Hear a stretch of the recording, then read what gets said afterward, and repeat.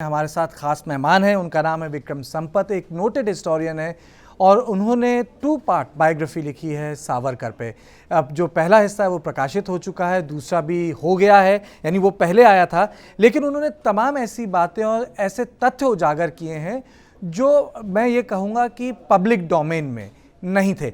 लेकिन इस सब में से जो सबसे महत्वपूर्ण बात उन्होंने सावरकर के विषय के बारे में लिखी है वो है कि जब गांधी जी की हत्या हुई उसके बाद जो वायलेंस हुई वो क्यों हुई। और एक शब्द वो बार बार इस्तेमाल करते हैं अपनी किताब में, जो मेरा पहला प्रश्न होगा विक्रम आपसे। और धन्यवाद आपका, आप हमारे शो में आपने वक्त निकाला। आप सावरकर को एक मेलाइंड पेट्रियट क्यों बोलते हैं?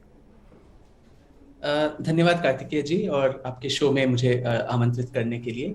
आई थिंक ये बहुत ही एक विदित बात है कि आज इलेक्शन रैली हो या किसी भी पार्टी का मैनिफेस्टो हो, उसमें सावरकर जी का जिक्र आता है। एक आदमी जो 1966 में जिनकी मौत हुई, वो आज भी एक चर्चा और विवाद का विषय बन जाते हैं।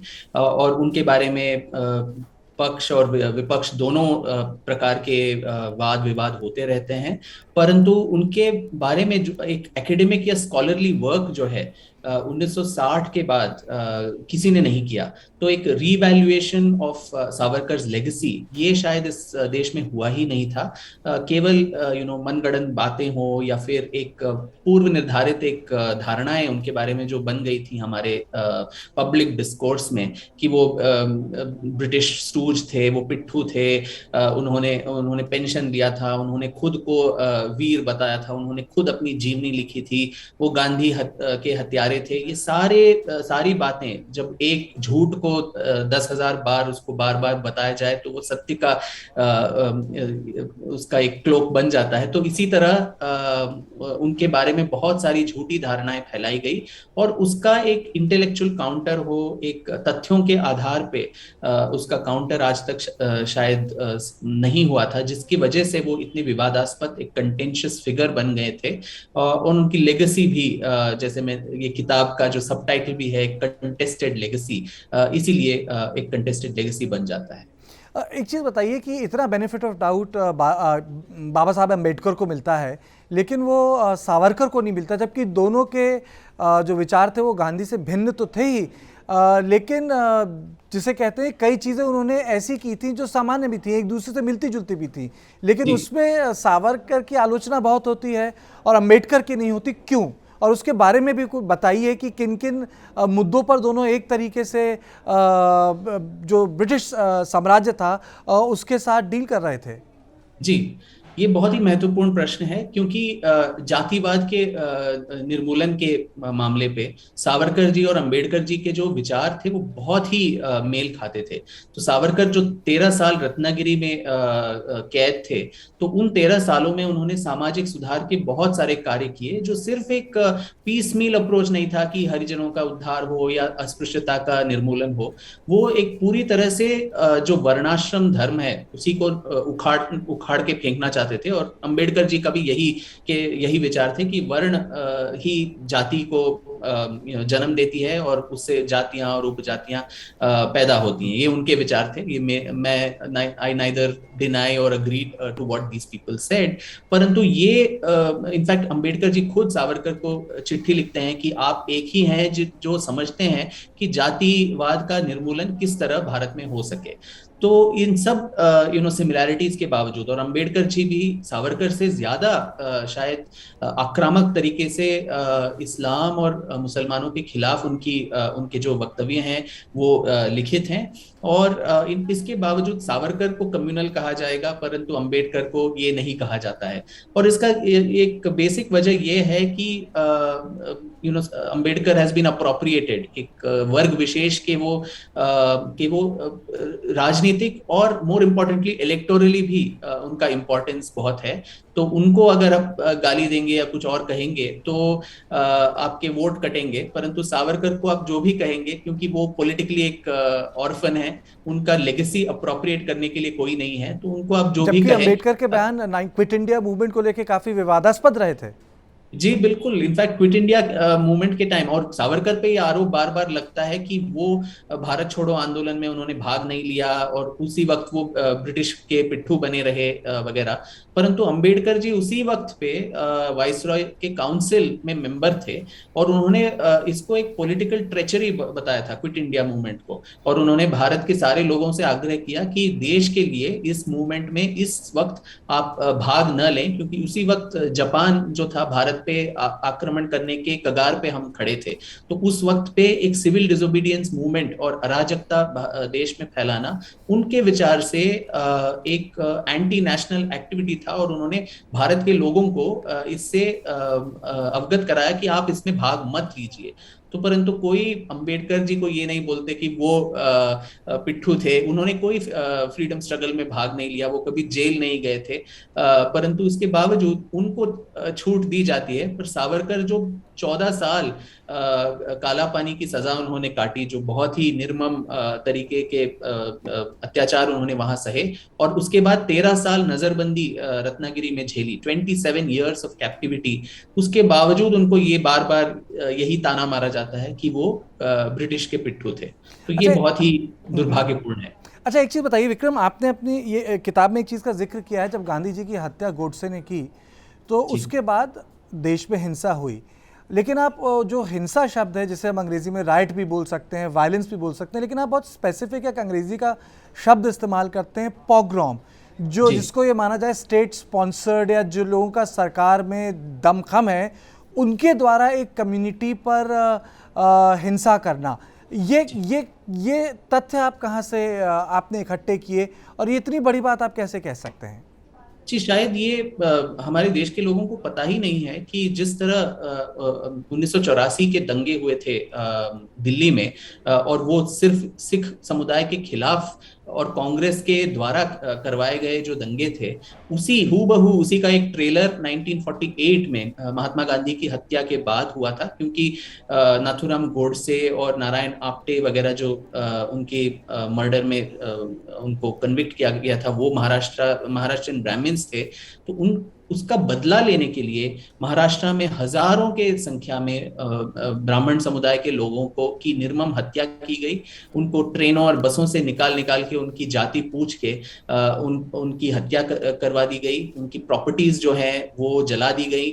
और एथनिक क्लेंजिंग जो हुआ, बहुत सारे जो गांव थे महाराष्ट्र के, उससे पूरे के पूरे ब्राह्मण परिवार कंप्लीटली वहां से निकाल दिए गए। वो बॉम्बे, पूना वगैरह या फिर कर्नाटका पहुंच गए थे।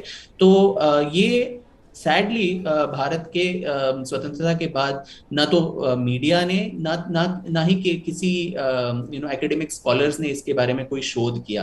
एक्चुअली जिसने भी शोध किया वो बाहर के लोग थे, मॉरिन पैटरसन नाम की एक स्कॉलर और कोएनराड एल्स्ट, इन्होंने इसका जिक्र किया है। मॉरिन पैटरसन एक्चुअली भारत आई और उन्होंने बताया है 1950s में महाराष्ट्र सरकार उस समय का और महाराष्ट्र की पुलिस ने उनको कोई दस्तावेज ही नहीं दिखाए।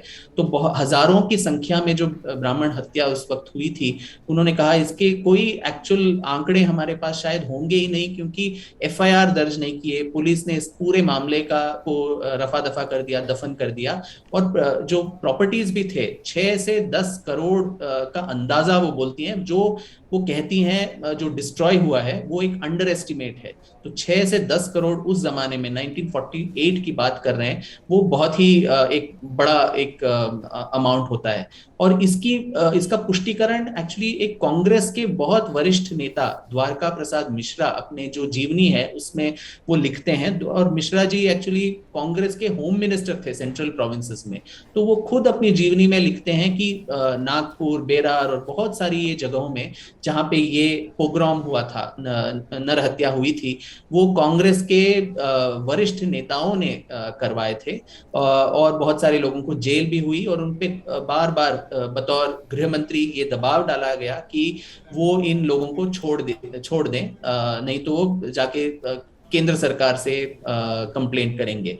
तो मैंने भी इस किताब के रिसर्च के दौरान सोशल मीडिया में एक क्राउड फंडिंग जैसा किया कि जो लोग इस जिन लोगों के परिवार को ये दुखद घटनाएं झेलनी पड़ी, अगर वो अपने अनुभव मेरे साथ शेयर कर सकें। और बहुत सारे 200-300 से ज्यादा मुझे मेल आए, बहुत सारे जिनको पॉलिटिक्स से कुछ लेना देना नहीं, ये आम आदमी है, सामान्य मानवीय, जिन्होंने अपनी जो दुखद घटनाएं हैं अपने पूर्वजों का बहुत ही एक दुखद तरीके से मेरे साथ शेयर किया। पर बहुत सारे लोगों ने ये भी बोला कि कृपया जब आप किताब में लिखेंगे इसको अनोनिमस रखें, क्योंकि आज भी जिन्होंने दंगे करवाए उनके जो डिसेंडेंट्स हैं वो they are in positions of power in Maharashtra, तो लोग उसी डर के माहौल में ही हैं।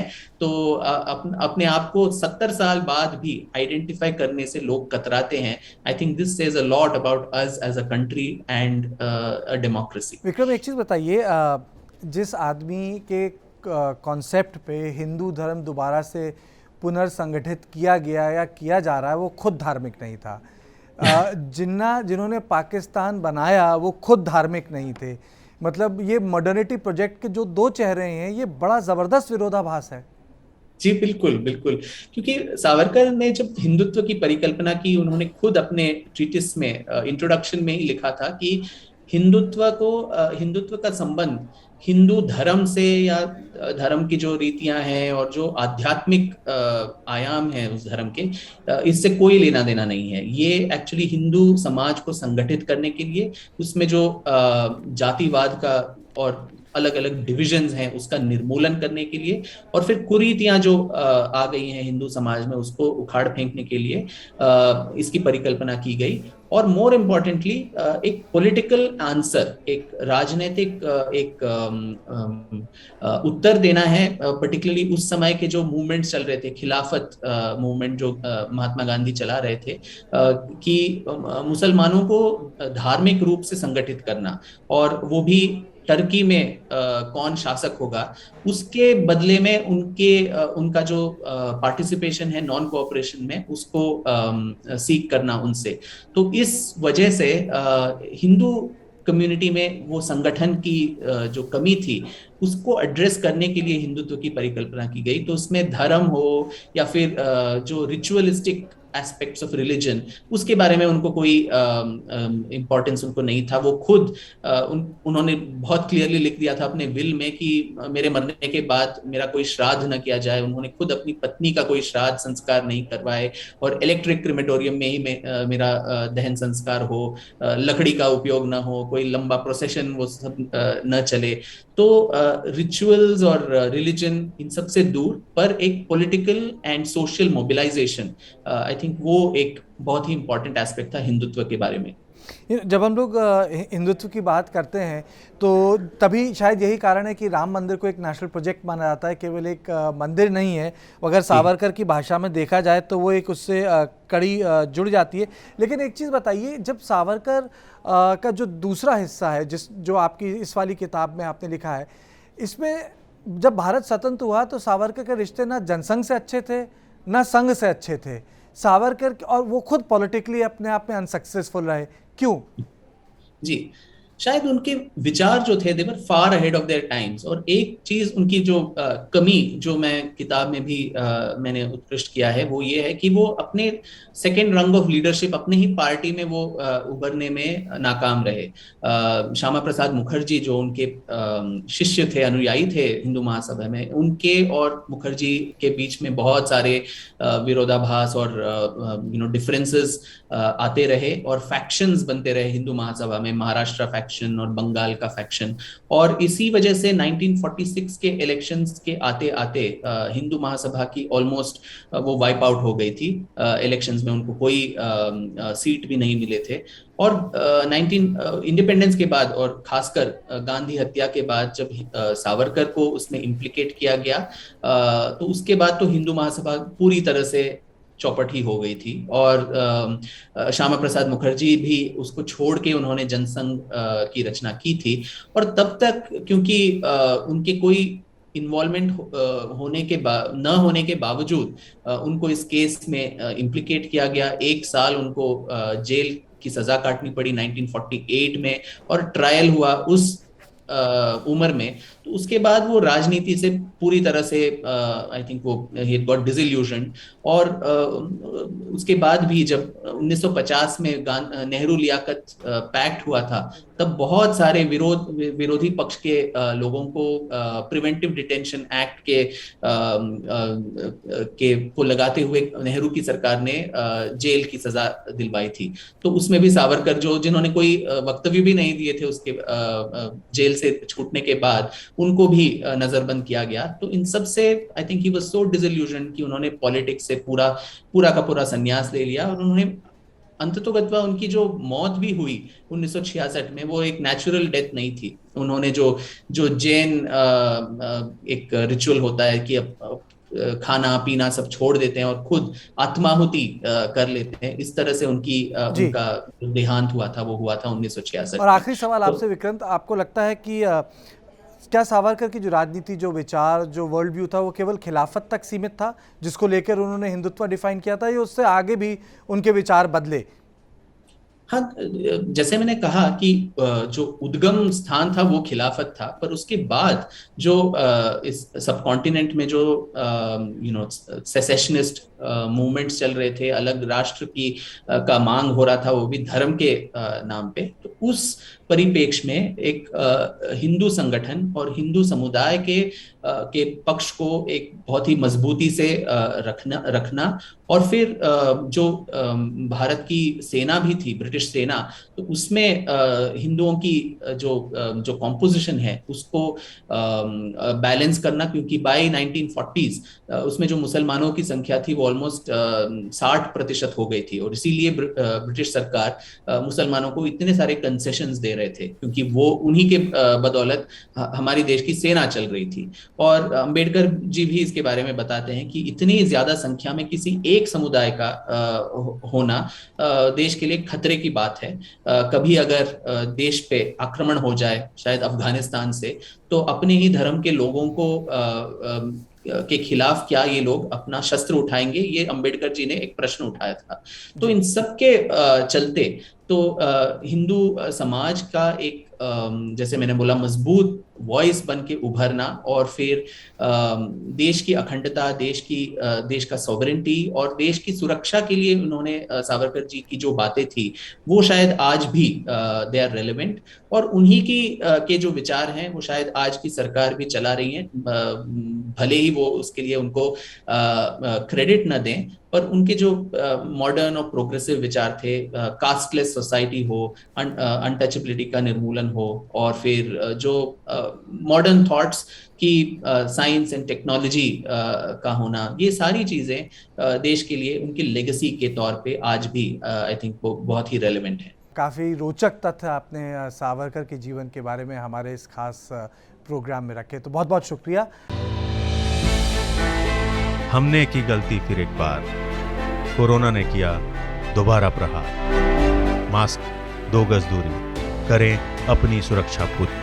कोरोना टीका हम सबको लगाना है, मिलकर साथ समझदारी से कोरोना को हराना है।